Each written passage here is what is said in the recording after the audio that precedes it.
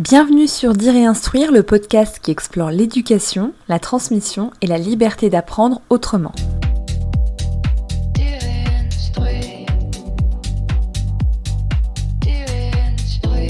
Je suis maman bi-en-tête, enseignante, maman et passionnée par les chemins singuliers du savoir. Ici, on prend le temps de penser l'école, l'enfance, la pédagogie avec douceur, exigence et surtout humanité. Chaque épisode est une invitation à réfléchir ensemble, à apprendre dans le calme et à faire naître des questions plutôt que d'imposer des réponses. Aujourd'hui, je vous propose quelque chose d'un peu différent, quelque chose de plus fragile, mais de profondément essentiel. Ce ne sont pas les adultes qui vont parler, ce ne sont pas les experts ni les théoriciens de l'éducation, ce sont les enfants eux-mêmes. 5 voix, 5 sensibilités, 5 manières de vivre, de ressentir, de dire leur vie d'enfant en instruction en famille. J'ai voulu leur laisser la parole sans filtre, sans questions imposées et sans cadre rigide.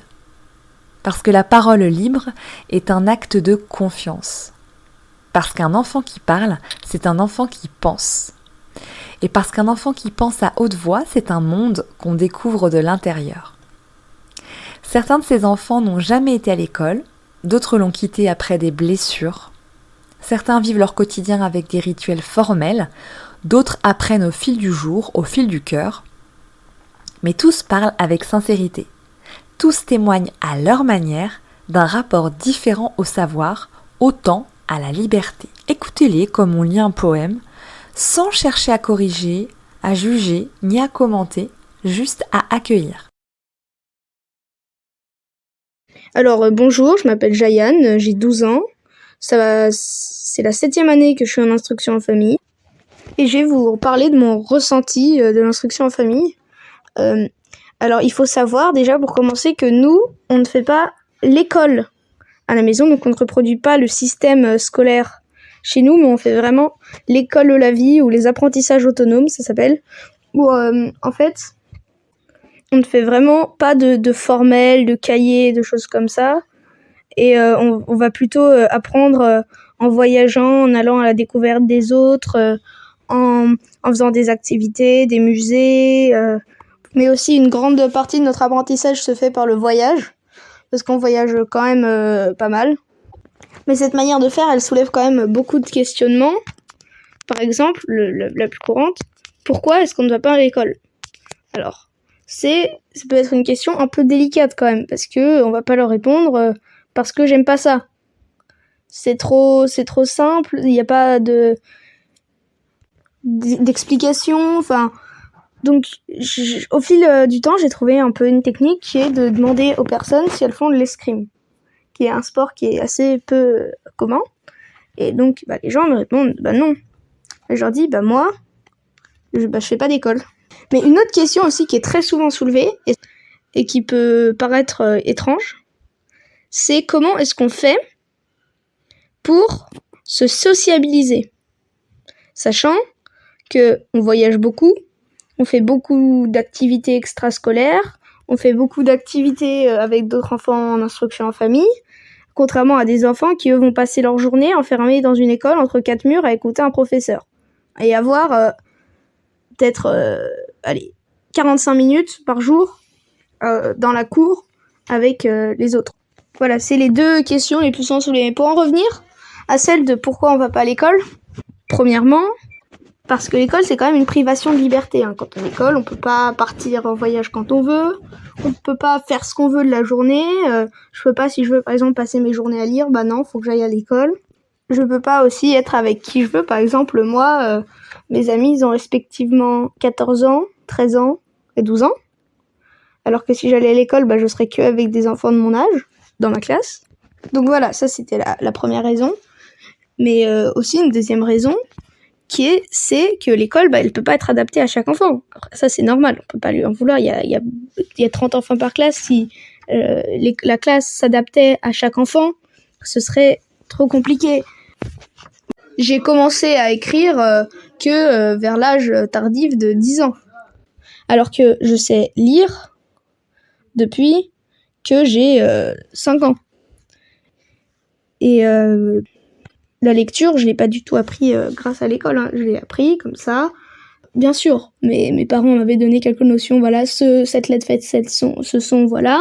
Et puis un jour, je suis restée 4 heures dans mon lit. J'adorais bouquiner hein, le soir et le matin aussi. Et ben un matin, je suis restée 4 heures dans mon lit et je me suis levée, j'avais lu mon premier livre, Astérix le Tour de Gaulle. Donc qui est quand même pas un livre qu'on aborderait à cet âge, hein, parce que c'est écrit petit, y a des mots compliqués, mais voilà. Moi, j'ai appris comme ça. Un autre exemple du fait que l'école ne peut pas être adaptée à tout le monde, moi, depuis que j'ai 9 ans, je suis passionnée de physique des particules. Alors, un mercredi par mois, je vais au mercredi du lab, c'est des conférences pour adultes, hein, mais moi, j'adore ça. Alors que si j'étais à l'école, j'aurais jamais abordé ça, même en troisième, j'aurais même pas encore abordé ça, quoi. Parce que moi, la science, c'est toujours quelque chose qui m'a passionnée. Quand j'avais 3 ans, je faisais déjà des circuits électriques. Mes parents étaient obligés des fois de disjoncter une partie de la maison parce que je jouais avec des prises électriques, à faire des branchements. Donc voilà, pour moi, si je devais résumer l'instruction en famille en 4 mots, ce serait rencontre, découverte, voyage, liberté. Bonjour, je m'appelle Adem et j'ai 7 ans. Je suis en instruction en famille depuis 4 ans et avant j'étais à l'école et ça m'a donné envie d'arrêter parce que en fait j'étais assise sur mon banc à la récré et je faisais rien. Et donc je me suis fait harceler un peu et donc j'ai arrêté. Et là je suis mieux. J'aime bien l'école à la maison parce qu'en fait, je peux réveiller quand je veux. Je peux rencontrer des gens quand je veux, alors que l'école, en fait, il n'y a que les mêmes personnes. Il y a des nouveaux de temps en temps, mais en fait, avant, je me rappelle, il n'y avait pas trop de nouveaux et je me faisais pas de copains. Donc après, j'étais à l'école à la maison et tout s'est mieux passé. Ouais, c'est comme si ça s'était tout changé d'un seul coup. Et là, je suis mieux. J'ai réussi à me faire des copains hors de l'école. Ça, j'étais content.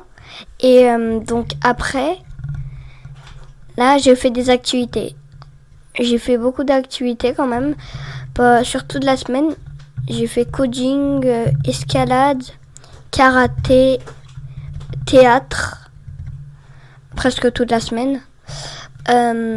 Et moi, ma passion, c'est un peu le codage sur l'ordinateur. À la fin de l'année, je vais créer un jeu vidéo. J'ai d'autres passions aussi. C'est par exemple faire du foot. Il faut quand même être sérieux en école à la maison parce que sinon on peut se faire gronder si on fait n'importe quoi. Donc j'essaye de rester sérieux quand même. J'ai visité la cathédrale de Notre-Dame. Je trouve que c'était beau avec les vitraux. À Paris, j'ai fait la Tour Eiffel. J'ai pas monté l'ascenseur parce que je trouve que c'est trop haut. Je suis passée par le rond-point de l'Arc de Triomphe. Aussi, j'aime bien jouer avec mon frère. Je lui ai appris à jouer aux échecs et aux dames. J'aime beaucoup apprendre aux enfants, lire aux enfants et aussi faire des Lego. Ça, j'adore ça. En plus, j'en ai plein en stock.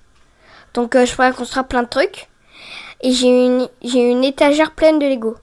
Donc, je vais jamais en manquer. Moi, j'aimerais bien faire cybersécurité plus tard. Ou sinon, ingénieur de Lego. À bientôt. Alors, bonjour. Je m'appelle Zénaïs. J'ai 4 ans. J'ai bientôt 5 ans. Et je suis en instruction en famille. Alors, ce que j'aime en instruction en famille, c'est faire des voyages, rencontrer des gens. Parce que j'ai visité aussi une forêt avec mes grands-parents. Des choses que j'aime bien. Et j'ai aussi pris le train pour aller à Chiang Mai, Croix Rapikirikan, des choses comme ça. Mais ce que j'aime bien dans la vie aussi, c'est pas que ça. C'est aussi faire de la méditation, prendre soin de moi, prendre des aubergines, prendre des légumes, prendre soin de moi, quoi.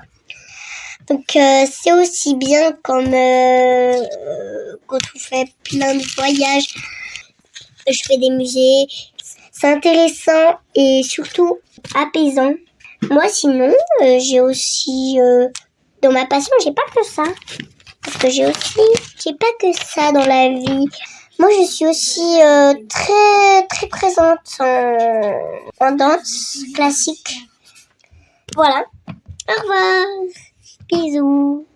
Je m'appelle Elias et j'ai 4 ans. Et je vois presque 5 ans.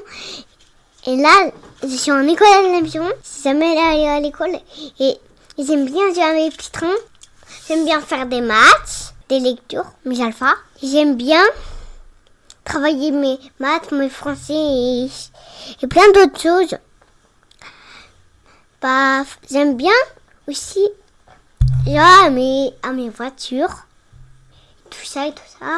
Et je fais des jeux de société parfois. Ouais, les dames, les échecs. J'aime bien faire du travail à mon ordi, faire du sport et tout. Chez nous, on a un balcon où il y a des trucs de sport et tout. J'aime bien aller à Paris, j'aime bien aller à Lyon et j'aime bien faire du foot. Après, ils m'aident, mais on sait ça maille.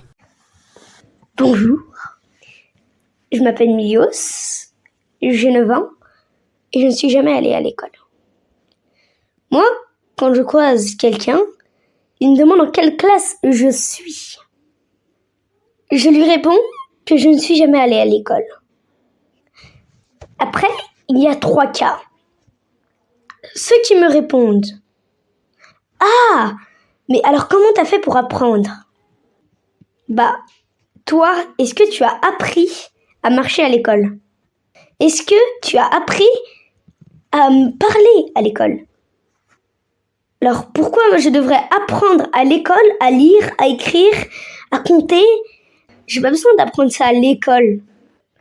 Après, il y a le cas numéro 2. Eux, ils me disent « Ah, tu fais l'école à la maison ». Moi, je leur dis « Mais non, je fais la non-école à la non-maison ». Quelle est l'utilité de mettre le système scolaire à la maison? Après, moi, personnellement, j'apprends sur des visites, des voyages, des activités. Après, il y en a qui me disent « Ouah, t'as trop de chance ». Il y a le 3e cas.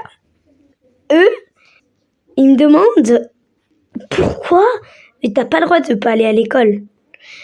Alors moi, je leur dis « Mon frère, il a l'habitude avec ça. » Donc, il leur dit de 1, l'école n'est pas obligatoire. Et de 2, est-ce que toi tu fais du billard?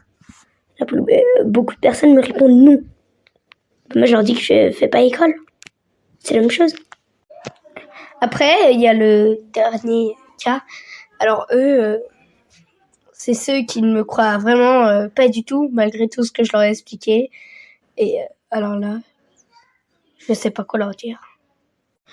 En tout cas, moi, l'UF, je trouve ça génial. J'aime bien pouvoir voyager, apprendre à mon rythme, apprendre ce qu'il me donne envie d'apprendre, avoir une vie libre.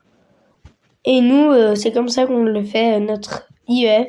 Quand je passe devant une école, ça me donne pas du tout envie de voir ces enfants enfermés entre 4 murs à apprendre les fesses sur une chaise et qui font une récré de 15 minutes dans une cour bétonnée avec des barreaux. Moi, ça me donne l'impression d'une prison. Je me rends compte que j'ai de la chance de vivre dans une famille comme la mienne. Merci de m'avoir écouté et à bientôt. Merci d'avoir écouté cet épisode si particulier. Aujourd'hui, ce ne sont pas donc des voix d'adultes qui ont guidé la réflexion, mais celles des enfants. Je vous invite à accueillir leurs paroles avec bienveillance, la parole aussi de vos enfants, la parole de ceux que vous pouvez rencontrer dans la rue, la parole de tous les enfants. Et si cet épisode vous a touché, pensez à partager Et puis, on se retrouve très rapidement pour une nouvelle écoute, une nouvelle présence et surtout avec de la curiosité. À très bientôt et à très vite. Merci.